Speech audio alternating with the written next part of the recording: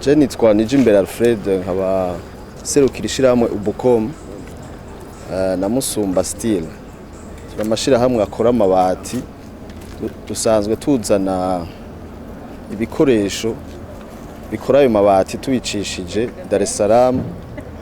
Kare twahora tubizana n'imiduga amakamyo.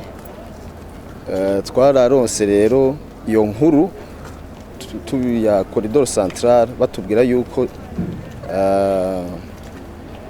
irya barabara y'indarayi yasubiye gukora.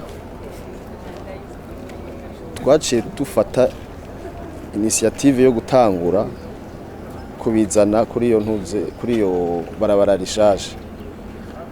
Baratweretse ibiharuro yuko hariho akarusho kaniniya ku giciro twahora dutanga ku ikamyo bije n'indarayi.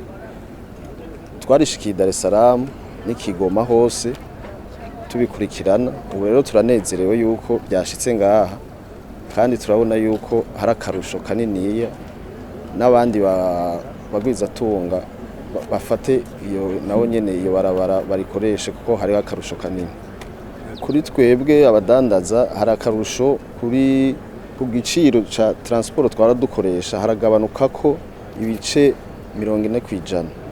Donc iyo bica bija no ku giciro tudandaza ku muguzi, no ku muguzi rero bizomushikira abone yuko hari akarusho.